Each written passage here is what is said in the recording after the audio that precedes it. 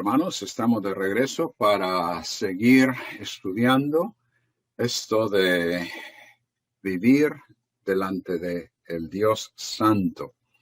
Y según la cuarta división de este libro que hemos comenzado en el capítulo 17, tiene que ver con demostrando evidencia de una vida santa.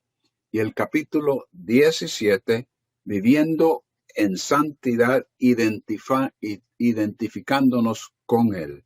Y lo que acabamos de estudiar hace unos minutos, viviendo con una conducta sexual que refleje santidad.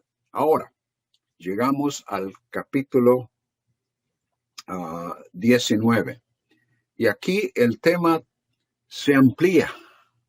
El tema se amplía porque está hablando de vivir de una forma responsable en toda relación y circunstancia.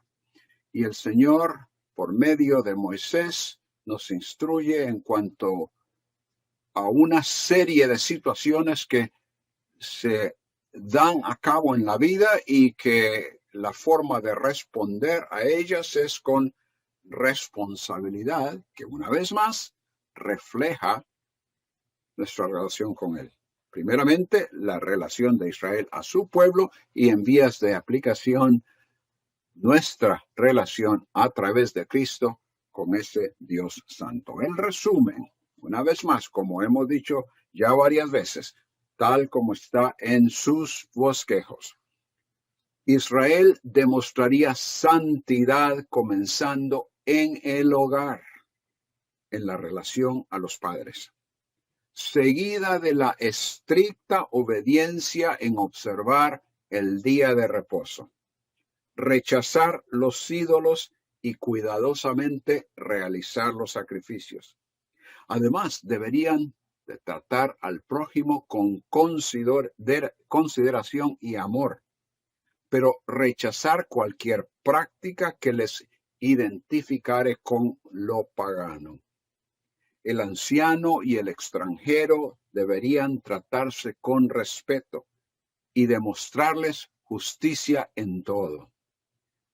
Que el pasaje enfatiza la relación con Dios y con los demás se observa en que hay referencia clara a 9 de los 10 mandamientos. Ahora bien, todo aspecto de la vida de la persona en Israel estaba dentro del marco de su relación con Yahweh. Y por lo tanto, al alcance de la regulación divina que Él les estaba dando en este libro. Nada quedaba exento. No había tal cosa como secularismo en Israel. En este capítulo, el versículo 2 es el punto de partida. El patrón de santidad de Yahweh sería el modelo para toda faceta de la existencia individual y comunal de Israel. Para que así fuese en la práctica, se necesitaba reconocer, aceptar, honrar la singularidad excepcional de la santidad de Yahweh, el Dios único. Notar el énfasis en el aspecto central de la persona de Yahweh en tantos versículos, en todo lo que aquí se prescribe y que lo observamos ya en el capítulo anterior con la identificación, yo, Yahweh, vuestro Dios. Aquí continúa. Lo vemos a través de todo el capítulo, así como una forma más abreviada, sencillamente yo, Yahweh. Ahora bien, la aplicación. ¿Qué significa todo esto para nosotros hoy día? La santidad de Dios, que da la pauta para el cómo de la conducta del que tiene una relación con Él, debe demostrarse en todo aspecto de la vida diaria, comenzando con las relaciones con los miembros del hogar, el trato hacia los demás y cuidadosamente discerniendo y evitando las costumbres y presiones sociales que contradicen la naturaleza santa de Dios. Si la santidad de Dios era el modelo absoluto para dirigir la vida nacional y personal de Israel, era lógico que él especificara cómo habrían de responder en las diferentes relaciones y circunstancias que a diario encontraran. No podía alguien encontrarse en determinada situación y decir, es que no sé. Porque lo primero que debería de venir a la mente era su relación con el Señor. Y prácticamente cada aspecto de su vida, para cada aspecto de su vida había algo que él les había instruido. De manera que en este capítulo se trata una serie de circunstancias. Y por lo tanto tenemos varias secciones, varios puntos en este bosquejo. En primer lugar es la responsabilidad inicial para demostrar santidad está en el hogar. Leemos en el versículo 1. Habló Jehová a Moisés diciendo, habla a toda la congregación de los hijos de Israel y diles, una vez más, noten, santos seréis porque santo soy yo, vuestro Dios. Cada uno, primero dice a toda la congregación, háblales, diles esto. Ahora, cada uno está hablando individualmente. Nadie podía escaparse y esconderse en el todo, por decirlo así. No, cada uno temerá a su madre y a su padre. El punto de partida es el versículo 2. Esa santidad de Dios y la relación que él había establecido con aquellos a quienes había llamado a ser santos, el pueblo la demostraría comenzando con el hogar. En el capítulo 11 se habló de la demanda de ser como Dios es. La forma de reflejar la naturaleza divina en esos pasajes, particularmente esos versículos, capítulos 11 al 16, parece enfatizar el aspecto de todo lo que el Antiguo Testamento se considera pureza y todo lo que implique evitar cualquier contaminación. En esta sección, la expresión de santidad está un tanto más orientada a las acciones que se realicen hacia otras personas y que se resumen en ese versículo 2. Habla a toda la congregación diciéndoles, seréis santos porque yo soy santo. Y en el versículo 18, no te vengarás ni guardarás rencor a los hijos de tu pueblo, sino amarás a tu prójimo como a ti mismo. Yo, Yahweh. Entonces, santos seréis porque santo soy yo vuestro Dios y amarás a tu prójimo como a ti mismo, vienen a ser la base o el punto central alrededor de lo cual va a girar la relación de Israel con los demás. Van a demostrar la santidad de Yahweh, el hecho de que ellos tienen una relación con Él y de que pertenecen a Él en la forma en que se conducen con las demás personas. Entonces, la santidad no es un concepto abstracto o un estado puramente espiritual desconectado de la experiencia terrenal y de la actividad diaria, sino que Dios en este capítulo demanda y enfatiza lo que podríamos llamar la santidad práctica. La relación de Dios, la relación de Israel con el Dios Santo y el hecho de que ellos eran su pueblo se demostraría en la forma de vivir, no en una forma monástica, sino que en su relación el uno al otro, en obediencia a la instrucción específica de Yahweh. En el versículo 3, la primera parte, tenemos esa referencia al quinto mandamiento: honra a tu padre y a tu madre. Y este es el aspecto básico de demostrar santidad. Allí comenzaría para Israel. Y da la pauta al principio de que la relación a otros da a conocer la relación a él. En el versículo 3, donde habla de cada uno temerá a su madre y a su padre. Ese versículo, ese verbo temer, es el mismo que se usa para indicar la actitud de Israel hacia Yahweh.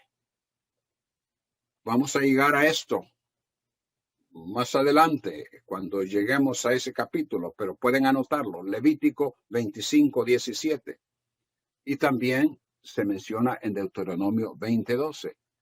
Este sería un temor ocasionado por la reverencia que surgiría en la persona al reconocer la posición de autoridad o poder del que es objeto de reverencia y la necesidad entonces de sumisión a él. Tanto Yahweh y todo lo relacionado con él, así como los padres por su posición y autoridad, serían objeto de ese respeto y sumisión. El aspecto de reverencia en el término temer se ve en la traducción de Levítico 19:30. Vamos a leer ese versículo 19:30. Que dice: mis días de reposo guardaréis y mi santuario tendréis en reverencia.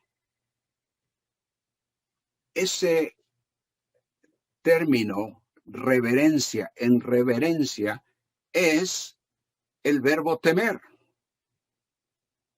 Y la idea es que la importancia de reverenciar y someterse es uno que es inspirado por la autoridad, por el poder que ya sea Yahweh o bien los padres sobre los hijos ejercen sobre ellos. Esa importancia de reverenciar y someterse a los padres se deja ver en que no hacerlo resultaría en la pena de muerte. Y eso lo encontramos en Deuteronomio 21, versículos 18 al 21. En el Nuevo Testamento, la santidad práctica continúa siendo una demanda impuesta sobre aquellos que tienen una relación con Dios. Este es otro versículo que ya en varias ocasiones lo hemos visto, porque es, podríamos decir, la cita por excelencia en el Nuevo Testamento de lo que estamos tomando como lema para estas conferencias. Primera de Pedro, capítulo 1, los versículos 14 al 19, comienzan el 14 como hijos obedientes. Esa es la base para la demanda. No os conforméis a los deseos que antes teníais en vuestra ignorancia, sino que así como aquel que os llamó es santo, así también vosotros sois santos en toda vuestra manera de vivir. y luego pasa a hacer la cita. Y luego dice en el versículo 17, y si invocáis como Padre a aquel que imparcialmente juzga la obra de cada uno, conducíos como en temor durante el tiempo de vuestra peregrinación. De manera que básicamente la misma imposición que el Señor declaró para la vida de los israelitas en aquel tiempo, la forma de conducta de ellos, basada en la relación con Él y el reconocimiento de todo lo que Él es y por lo tanto tener un temor reverencial hacia Él, es la misma que se aplica en el Nuevo Testamento. La desobediencia y deshonra, además de eso, la desobediencia y deshonra a los padres en el Nuevo Testamento generalmente se asocia con una vida de rebeldía y desorden. En Romanos 1, 30 al 32 se habla hay una lista.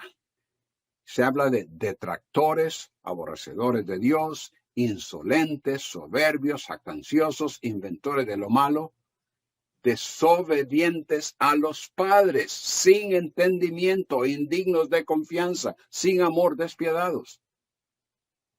En 2 de Timoteo 3:2, los hombres serán amadores de sí mismos, avaros, jactanciosos, soberbios, blasfemos, desobedientes a los padres. El Nuevo Testamento identifica la desobediencia y deshonra a los padres con una vida de rebeldía y desorden, una vida que no teme ni a Dios, ni, obviamente, a los padres.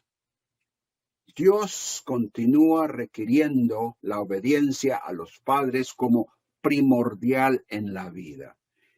Efesios capítulo 6, donde está todo eso de las relaciones interpersonales en el hogar y entre empleados y patrones. En aquel caso, en aquella circunstancia de ese contexto, los esclavos hacia los amos.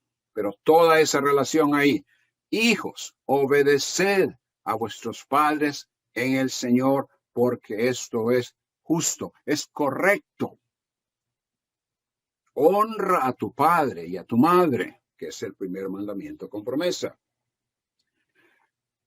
Colosenses 3:20, básicamente la misma situación que Pablo explica a los efesios, se la repite a los colosenses. Hijos, sed obedientes a vuestros padres en todo, porque esto es agradable al Señor. Entonces, la responsabilidad inicial para demostrar santidad en el hogar está en el hogar.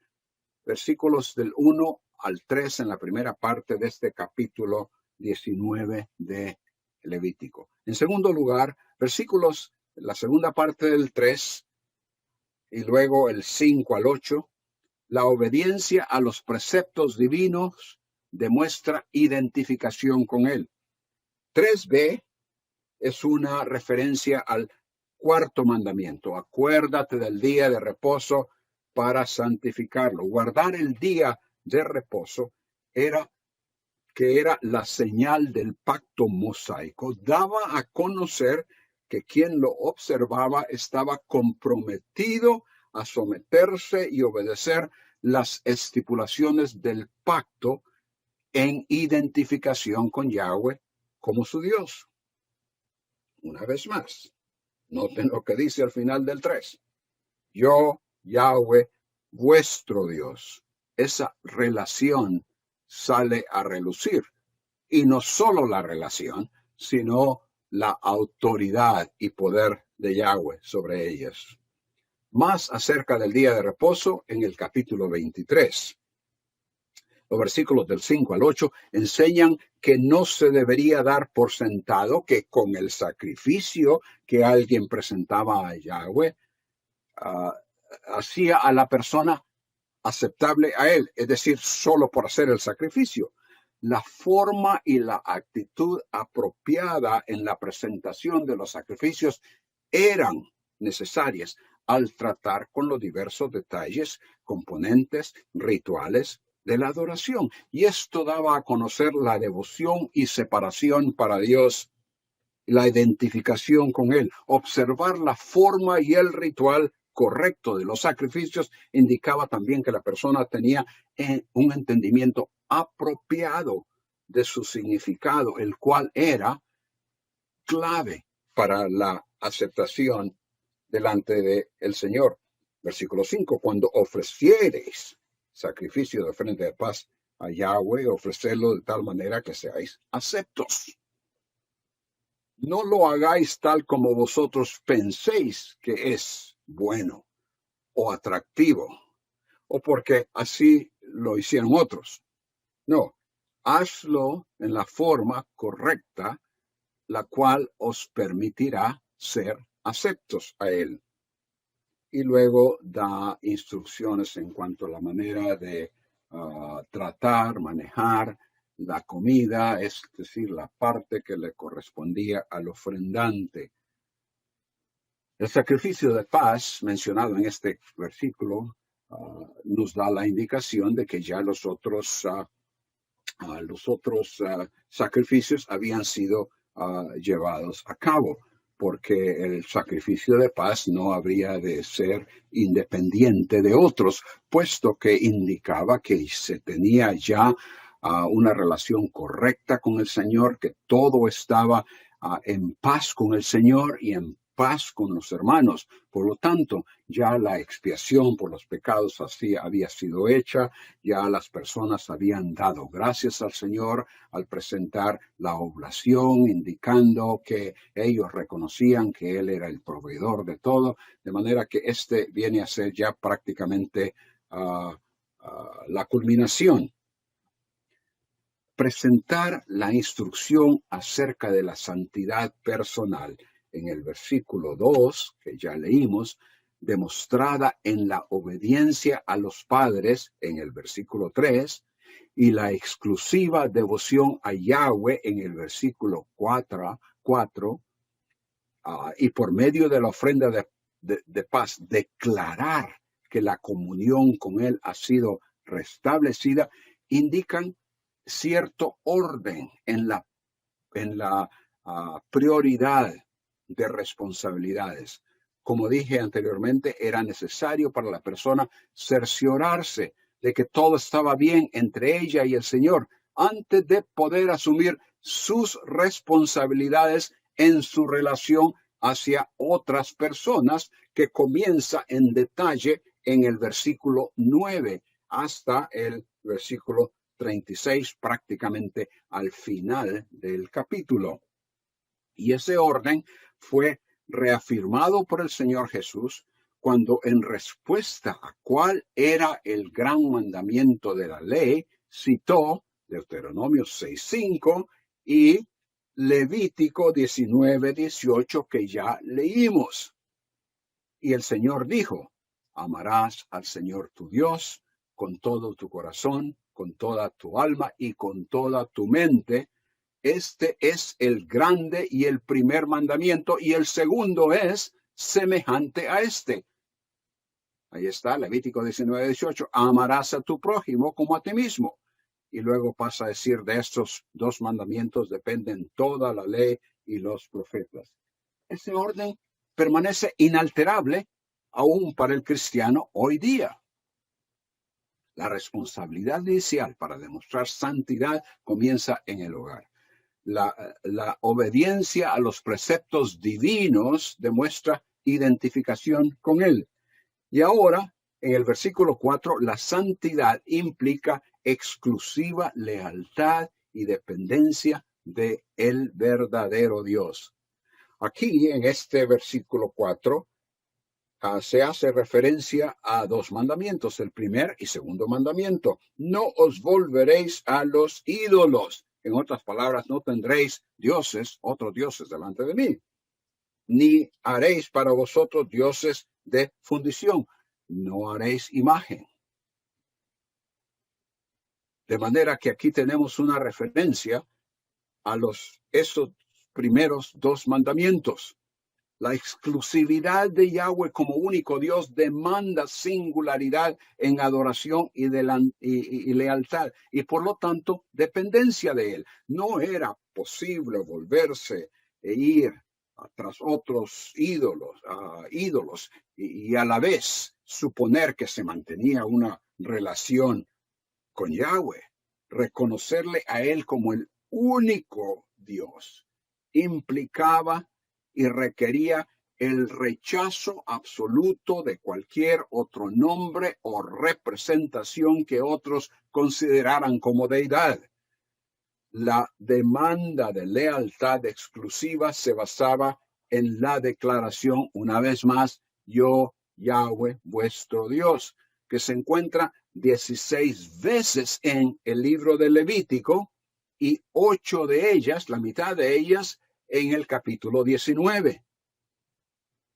Expresión que a la vez debería de traer a la mente del pueblo el momento cuando en el Sinaí, al comienzo de especificar los detalles del pacto que estaba por establecer con ellos, el Señor se identificó con las mismas palabras y agregando que era Él quien les había sacado de Egipto y de la esclavitud en que habían estado. Éxodo 22. En contraste a los ídolos de Egipto, de donde habían salido, y de los de Canaán, hacia donde se dirigían, Yahweh era el Dios de Israel. Con ellos exclusivamente había concertado un pacto. A ellos les había reafirmado las promesas que inicialmente hizo a Abraham. Promesas que estaba en proceso de cumplir al sacarles de Egipto con mano fuerte para llevarlos a la tierra que les daría. La enseñanza central del Nuevo Testamento refleja lo que el Antiguo Testamento enfatiza, la singularidad y exclusividad del Dios de Israel, que ahora se ha revelado en la persona de su Hijo, quien es el único mediador por quien podemos acercarnos a Él. Hay un solo Dios y también un solo mediador entre Dios y los hombres, Cristo Jesús, hombre. Primera de Timoteo 2:5. Pablo, al escribir a la iglesia en Corinto, un lugar donde predominaba la idolatría, en medio de su argumento de que hay peligro de que cualquier asociación con lo que sea ídolo sea de tropiezo para un hermano, dice, sabemos que un ídolo no es nada en el mundo y que no hay sino un solo Dios. Porque aunque haya algunos llamados dioses, ya sea en el cielo o en la tierra, como por cierto hay muchos dioses y muchos señores, sin embargo, para nosotros hay un solo Dios, el Padre, de quien proceden todas las cosas, y nosotros somos de Él, y un Señor, Jesucristo, por quien son todas las cosas y por medio del cual existimos nosotros. Es la relación que Él ha establecido con nosotros bajo el nuevo pacto y sus beneficios, la base para que se nos imponga una vida de separación de lo que es contrario a Dios. Ya hemos hecho referencia a Colosenses 3:1-6. Si habéis pues resucitado con Cristo, buscad las cosas de arriba y todo lo que demás que sigue ahí. Pero es un pasaje que encaja con todo esto. Y esa conversión demostrada en servicio a Él fue evidente en los tesalonicenses. Vuestra fe en Dios se ha divulgado, dijo Pablo, pues ellos mismos cuentan cómo os convertisteis de los ídolos a Dios para servir al Dios vivo y verdadero y esperar de los cielos a su Hijo, al cual resucitó de entre los muertos. La responsabilidad inicial para demostrar santidad está en el hogar. La obediencia a los preceptos divinos demuestra identificación con Él. La santidad implica lealtad a y dependencia del verdadero Dios. Y en cuarto lugar, la santidad implica un trato que beneficie y que no dañe al prójimo. Tenemos aquí una sección un poco extensa de los versículos 9 al 18 de Levítico 19 y luego los versículos 20 al 22, 32 al 37, una sección que cubre una serie de situaciones con relación a otras personas, de la manera que la gente se conducía el uno al otro en su diario vivir, daba a conocer si estaba presente en ellos la sumisión y obediencia que les haría reflejar el carácter santo y benevolente de Yahweh, o si ignoraban sus preceptos a favor de lo que les pareciera personalmente conveniente o provechoso. Y hay en esos versículos un fuerte sentido de responsabilidad al prójimo que Yahweh demanda de su pueblo. Versículos 9 y 10 dicen, cuando ciegues la mies de tu tierra, no segarás hasta el último rincón de ella, ni espigarás tu tierra cegada, y no rebuscarás tu viña, ni recogerás el fruto caído de tu viña. Para el pobre y para el extranjero lo dejarás. Y una vez más, yo, Yahweh, vuestro Dios. Reconocer las necesidades del pobre y del necesitado y responder en forma positiva para ayudarles a aliviarlas es el punto que el Señor está comunicando aquí. El punto es actuar responsablemente hacia ellos.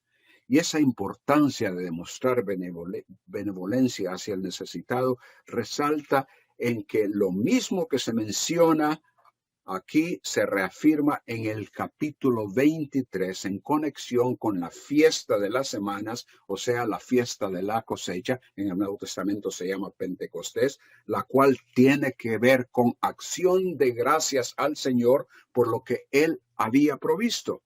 Sería a través de un pueblo benevolente, actuando en obediencia a ese Dios proveedor, que los que tenían mayor necesidad recibirían también el sostén necesario y podrían dar gracias. Esa responsabilidad de actuar con benevolencia hacia el necesitado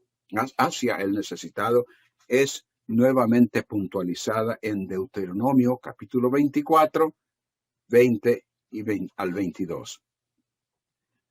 Otro punto con relación a esto es que actuar con honestidad, justicia, respeto, benevolencia y consideración hacia el vecino, hacia otros, es importante porque lo que se pudiese causar de ofensa a otro constituya una ofensa a Yahweh. Versículos 11 al 18, obviamente no podemos leer todo esto por cuestión de tiempo, pero noten, no hurtaréis, no engañaréis, ni mentiréis al otro, no juraréis falsamente. El versículo 11 refleja el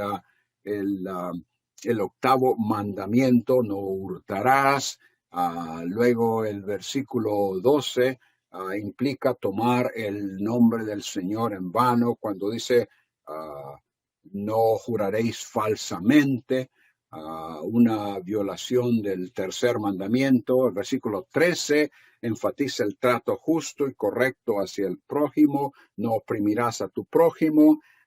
Versículo 15, no haráis injusticia. Versículo 16, no andarás chismeando. Versículo 17, no aborrecerás a tu hermano. Versículo 18, no te vengarás. Versículo 19, entonces mis estatutos guardarás. Y algo similar en los versículos 32 al 37, delante de las canas. Versículo 32, te levantarás, honrarás el rostro del anciano. Versículo 33, la forma de tratar al extranjero. Versículo 34, un natural de vosotros, como un natural de vosotros tendréis al extranjero. Versículo 35, no hagáis injusticia en juicio. Versículo 36, balanzas justas, pesas justas, medidas justas tendréis. Todo esto tiene que ver con la relación a las demás personas. El trato hacia los demás siempre nos deja saber mucho acerca de una persona. En tal caso de que alguien que tiene una relación con Dios, en el caso de alguien que tiene una relación con Dios, no debe de haber contradicción entre su devoción y lealtad a Él y la forma, la actitud que demuestra en su conducta con las personas con quienes se relaciona. Junto al amor y lealtad que Dios requiere, demostrable con una actitud de reverencia y sumisión a Él, el mandamiento a amar al prójimo como a sí mismo constituía la totalidad de lo que Dios requería de su pueblo para mantener una relación de aceptabilidad y comunión con Él.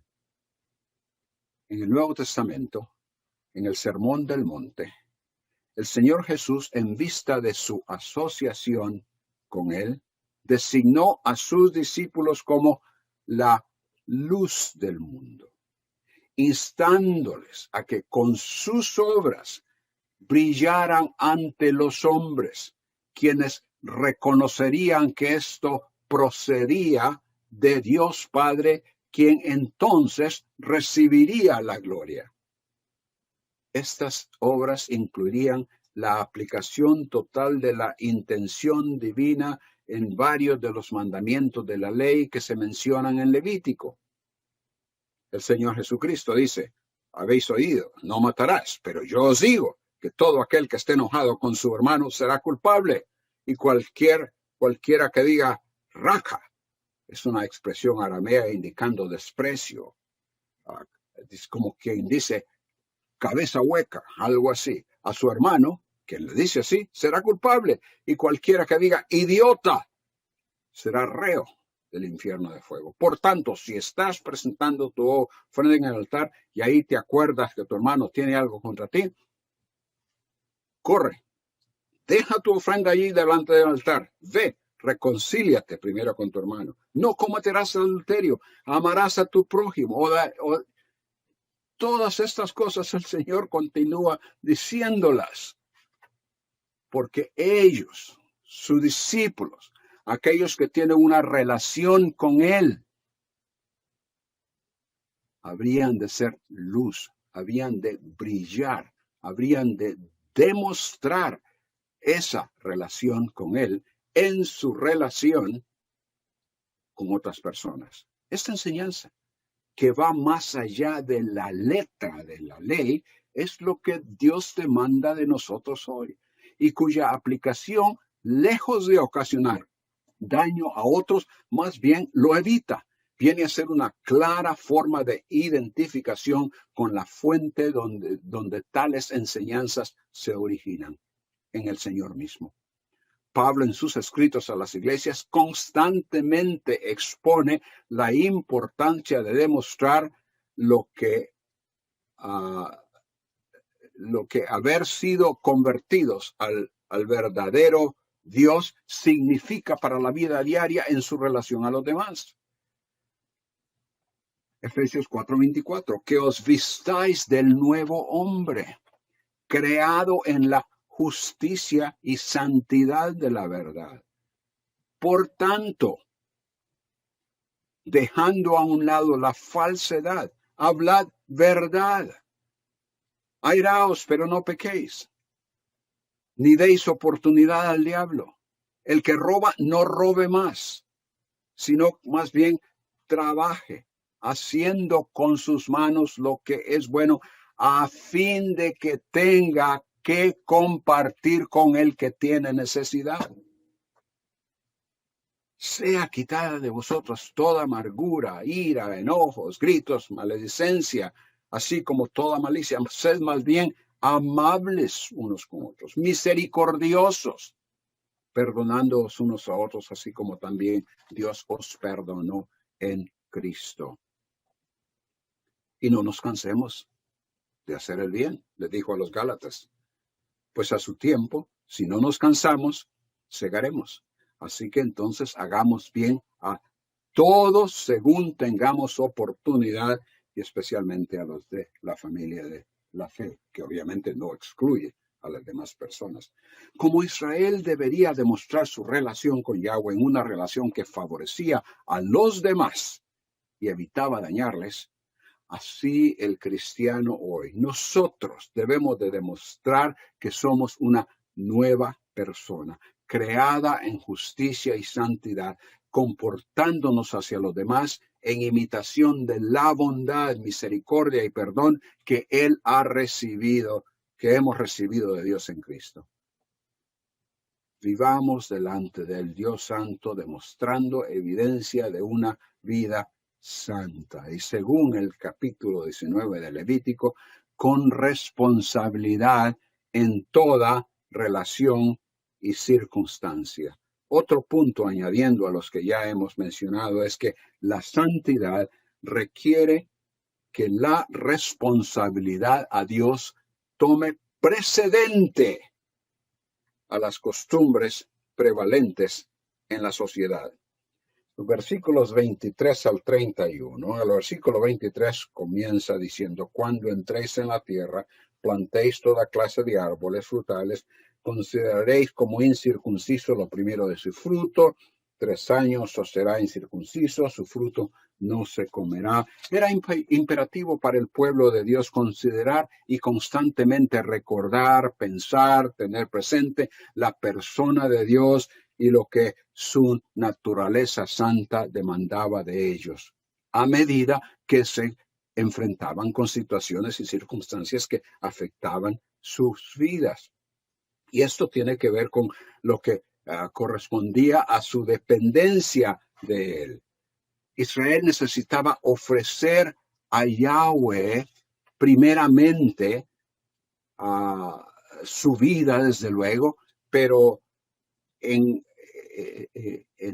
su vida agrícola, que habría de ser el sostén por medio del cual ellos podían alimentar a sus familias, cuidar de lo que el mismo Señor les había dado, poder existir en la tierra. Ellos deberían de tener presente que lo primero que habrían de percibir o de recibir o de ganar o de tener como producto de su labor era para el Señor. En el versículo 23 se habla de una espera, de manera que el primer año, la cosecha del primer año, se tendría como incircuncisa, es decir, no sería aceptable. La idea de incircuncisión es una que se refiere continuamente a aquello que no es aceptable al Señor porque no encaja con el aspecto del pacto que Él ha establecido con ellos para aquellos que habrían de venir a ser parte de su pueblo oficialmente y fuesen a identificar con Él. Muchas veces se habla de los filisteos incircuncisos o se habla de incircuncisos de corazón, porque la circuncisión era señal del pacto con Abraham. De manera que la idea de incircunciso es que no es aceptable. Luego se habla de que ellos habrían de consagrar, en el versículo 24, consagrar, noten ustedes, el cuarto año todo su fruto será consagrado en alabanzas a Yahweh.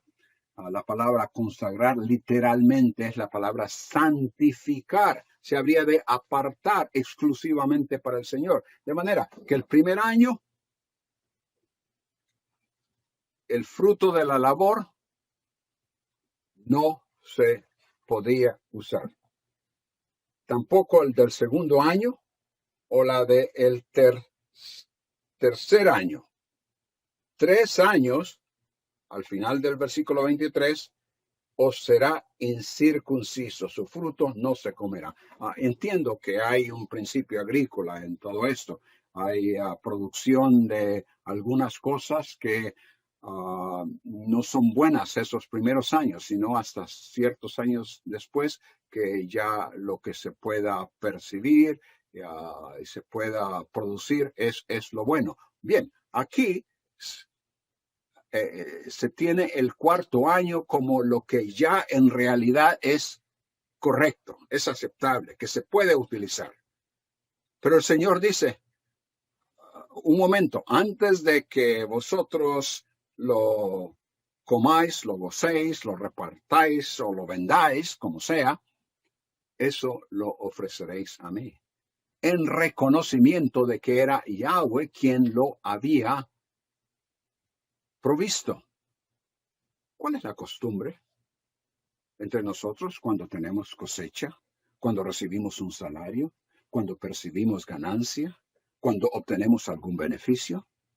¿Qué es lo que la sociedad considera normal? Israel debería de actuar en forma diferente a lo que los vecinos, las naciones a su alrededor, normalmente hicieran. Ya fuese que la cosecha terminara siendo buena y apta para ser usada el segundo, tercero, cuarto año, ese primer año que estaba buena, normalmente se consumía, tal como nosotros hoy día en la mayoría de las cosas. Recibimos nuestro salario, tenemos una ganancia, pues vamos a utilizarlo, vamos a aprovecharlo. El Señor dice, no, debes de actuar de una forma diferente. Tu actitud al reconocer que esto ha sido provisto por mí, dice el Señor, debe de dar a conocer a otros que hay una relación entre nosotros, que vosotros sois mi pueblo, que yo soy vuestro Dios y que vosotros estáis agradecidos y lo demostráis de una forma tangente, de una forma práctica, de una forma real. El Señor Jesucristo en el Nuevo Testamento, no os preocupéis por vuestra vida, que comeréis o beberéis, y pues vuestro cuerpo, que vestiréis. Y continúa diciendo, y al final de ese pasaje, pero en vez de estar preocupados, en vez de tratar de aprovechar la situación, en vez de estar ansiosos, buscad primero su reino y su justicia, y todas estas cosas os serán añadidas. Toda buena dádiva y todo todo don perfecto, dice Santiago, viene de lo alto. De los principios que hemos derivado de la enseñanza de Pablo a los Corintios en cuanto a la ofrenda que se levantó para la iglesia en Jerusalén, aprendemos cosas como que el primer día de la semana cada uno de vosotros aparte y guarde según haya prosperado. El ejemplo de las iglesias de Macedonia, que en medio de gran prueba y aflicción y su profunda pobreza, abundaron en la riqueza de su liberalidad, en algo que pareciera tan corriente en nuestro medio como lo es el fruto de nuestra labor. El Señor nos indica que hasta en esto nuestro proceder debe ser diferente de lo que se acostumbra y estar en acorde con nuestra relación a Él. Nuestra responsabilidad del Señor debe tomar precedente a las costumbres de la sociedad, no solo en lo que corresponde a nuestra dependencia de Él, sabiendo que es de Él de quien recibimos nuestro salario, nuestro producto, nuestra ganancia, nuestro beneficio, sino que también en lo que corresponde a las costumbres que por su conexión pagana son contrarias a la naturaleza de Dios, debemos de separarnos de ellas. En la sociedad de la tierra hacia la cual ellos se dirigían, es decir, los israelitas, por ser parte de una cultura en la que predominaba el paganismo, existían costumbres que deberían rechazarse. Adoptarlas les identificaría con algo totalmente opuesto a la santidad de Yahweh. En el versículo 26, lo de no comer sangre, ya explicamos algo de eso en el capítulo 17. Menciona allí los agoreros y adivinos que claramente se identificaban con lo pagano. Esto se practicaba en Egipto. En el versículo 27 habla de no cortar en forma, la traducción de la Biblia de las Américas nos ayuda. No cortaréis en forma circular los extremos de vuestras cabezas. Eso es lo que Reina Valera traduce tonsura, forma circular. Algo de dañar, no dañar o cortar los bordes de la barba. Estas cosas posiblemente tengan que ver con el estilo prevalente en ese tiempo, en el área.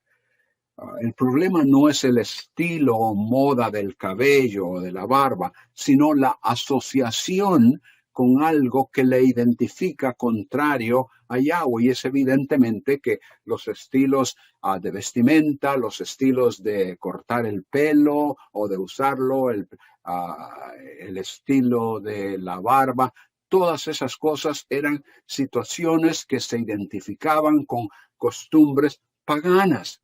Y por lo tanto, Israel debería de ser diferente. En el versículo 28, alguien preguntó hace algunos días acerca de esto.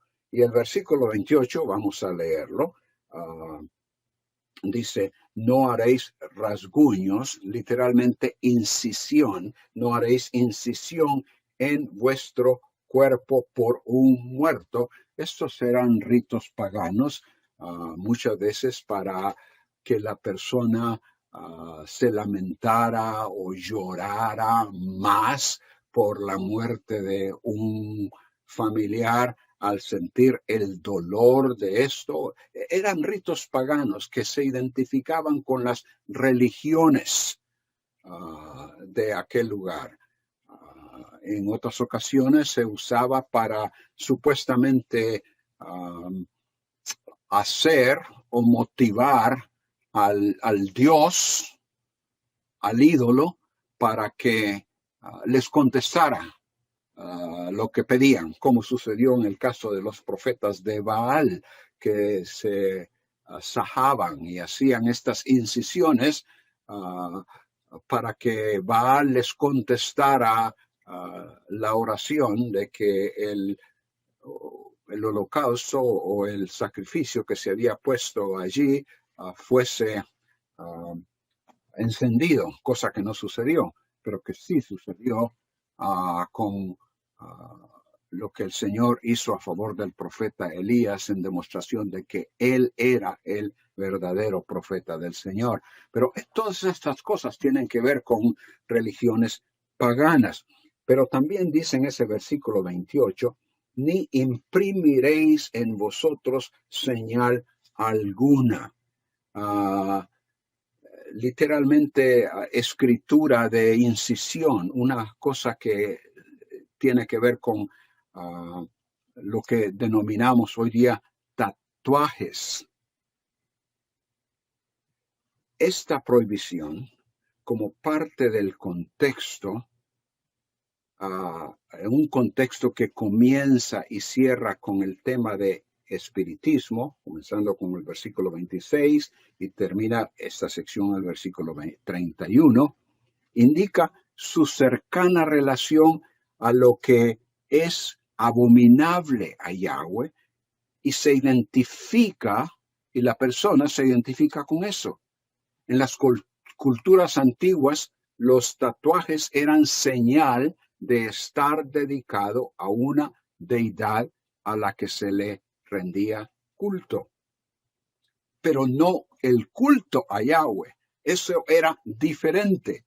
El Señor no permitía esa situación porque les identificaba con algo totalmente diferente.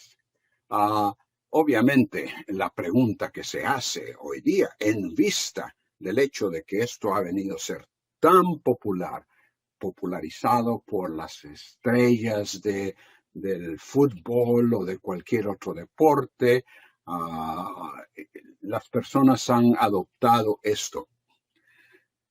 El problema que vemos con esto mayormente, en lo personal, en lo que se refiere a mi gusto, eso es más bien es contraproducente en cuanto a la belleza o la atracción que se quiera tener hacia sí mismo. En lo que a mí se refiere, es una atracción negativa. Pero, por sobre todo, la cosa es que esto ha venido a ser identificado con personajes que no tienen nada que ver con el Señor, que tienen una actitud totalmente negativa acerca de la palabra del Señor. Han venido a identificarse con la sociedad y el mundo en general. Y ese es el mayor problema por sobre todo. Como dije casi al principio de este estudio, una situación que debemos de tener en mente en lo que se refiere a cualquier cosa en la que pensemos involucrarnos o que pensemos hacer es ¿con qué me identifica esto? ¿Me identifica con el Señor? ¿Me identifica con mi relación a Él, con su palabra? ¿O con alguna otra cosa que en general o específicamente esté en contra de Él? Y ese es el gran problema hoy. Obviamente, esto evidentemente no se ha predicado en las iglesias, no se ha enseñado esta importancia de con quién te identificas tú, con quién nos identificamos los creyentes, porque aquí en Estados Unidos y en cierta forma, quizás no en el mismo nivel en cuanto a cantidad y popularidad, lo he visto en otros lugares en Latinoamérica, pero lo ves en las iglesias también, no de una forma muy amplia, pero sí de vez en cuando te das cuenta de que alguna persona fue atraída por tal cosa, se puso un tatuaje aquí o allá, pero una vez más, ¿con qué te identifica tal cosa? Y ese es el mayor problema. Posiblemente el versículo 29, yendo ya adelante, tenga que ver con una medida extrema, tomada por una extrema necesidad. Alguien con una deuda que le era imposible de pagar, entregaba a su hija a la prostitución para obtener lo que necesitaba. Eso obviamente habría sido practicado entre los paganos, entre los cananeos, hacia donde los israelitas se dirigían. Pero eso sería contaminación, era inaceptable al Señor, así como todas estas cosas que aquí se mencionan. Y hermanos, porque el tiempo se nos ha ido, vamos a resumir todo esto aquí, diciendo que estando nosotros conscientes de nuestra relación a Dios, entonces dediquémonos, comprometámonos a demostrar esa relación y la santidad del Dios que de ese Dios que nos la ha concedido, conduciéndonos de tal manera que en toda nuestra relación con los demás nos identificamos con Él, con el Señor, que nos ha redimido, que ha dado su sangre por nosotros, su vida, y que desea que le imitemos en todo. Oremos. Padre, una vez más te agradecemos todo lo que tú has hecho por nosotros. Gracias, Señor, por los principios que estableciste para el pueblo de Israel, cosas que en muchas ocasiones sabemos que no tenemos que literalmente seguir, pero detrás de lo cual encontramos principios, los cuales tú enfatizas por medio de tus apóstoles en el Nuevo Testamento. Y Señor, por sobre todo, deseamos, queremos, anhelamos en todo aspecto de nuestra vida identificarnos contigo y dejar saber a otros en todo aspecto de nuestra conducta que te pertenecemos a ti, que tú nos has concedido vida eterna a través del sacrificio de tu amado Hijo. En su nombre te lo rogamos. Amén.